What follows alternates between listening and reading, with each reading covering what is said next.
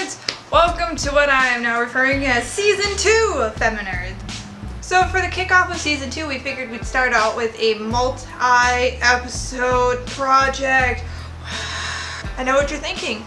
FemiNerds, you've never done a multi-episode discussion before, but it's gonna be okay. I promise. So I started the research for this multi-part project back in April when it was Sexual Assault Awareness Month.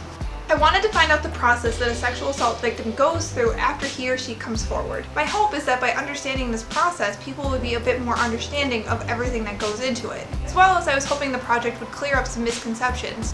But in true scientific form, I did not want to come up with the answers that I was looking for. I wanted to go in there with an open mind and honestly learn what happens when a person comes forward and say that they've been sexually assaulted. This video will be dedicated to the SANE Nurse. SANE stands for Sexual Assault Nurse Examiner. These are actual nurses that go through an extra training procedure to become forensic nurses. Basically, they are trained in looking for the evidence that the police or prosecutors would need. After doing a little bit of research, I found out that Green Bay, Wisconsin was one of the only places throughout the state of Wisconsin that has a fully trained on-call SANE nurse at all times. I did end up asking her why Green Bay, having several hospitals, only had one hospital that all sexual assault victims go to, and found out that because of the program, the cost of keeping a nurse on call at all times, as well as the extra training they have to go through, it's not feasible to put an on-call SANE nurse in every hospital, and it's not even logical to put it in every city.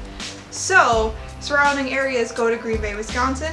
If you're not even close to Green Bay and you don't kind of fit their criteria, you may not have a nurse that can specifically deal with you and your situation. For instance, pediatric sexual assault victims only can go to Green Bay to fully get all the help they needed, which is a little sad. The nurse that I talked to was the head nurse of the same program, and she was extremely helpful. I want to give her a major shout out. Thank you so much for answering all of my dumb questions.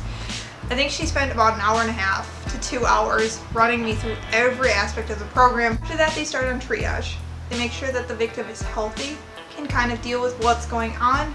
Do they need to be rushed into emergency surgery? Do they need something right this minute? Or are they able to just kind of move through the rest of the proceedings without medical attention to start off with? Usually the SANE nurse is always on call. They're never on duty at the time that they are supposed to be there. So for instance, when the victim clocks in, they're going to talk to a regular nurse to start off with, and the on-call SANE nurse is going to be called in. They don't want the SANE nurse working at the same time that they're kind of on call. The reason they do this is that they don't want the SANE nurse's focus to be split between the sick patient she was already taking care of and this new one. They want the victim to feel like this nurse is here specifically for them and nothing else, and they are the most important person. So hopefully at this point the SANE nurse has shown up and can take the victim into a special room. Usually it's a small waiting area that's a little bit closed off from everybody else, and so that they can have privacy. Family members, sexual assault advocates, and police officers are also invited into this interview. However, even though family is allowed into this interview, anybody over the age of 12 can say that they want to do the interview without their parents. During this time, the HIPAA privacy is gone over, and then the SANE nurse asks the victim to share their story one time. The SANE nurse listens closely, looking for times when there could be evidence lingering.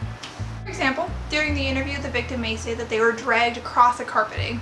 Then, during the examination, the nurse is going to be looking for those possible rug burns. During this time, the police officer is also listening close to the story. This allows them to effectively collect evidence later on. During this interview, the victim can also decide whether or not they want to persecute. Whether or not they decide to prosecute, the evidence is still collected, it is still sent in, it is just not necessarily tested. The victim can go back at any time and decide they want to prosecute, in which case the evidence would be tested. One of the things that the SANE nurse is looking out for is the 120-hour window. The 120-hour window is an approximation of how long they might be able to find evidence. After that 120-hour window, the likelihood that they're going to be able to find viable evidence decreases. However, it's not impossible, so victims should still go in, even if it's been more than 120 hours since the incident happened.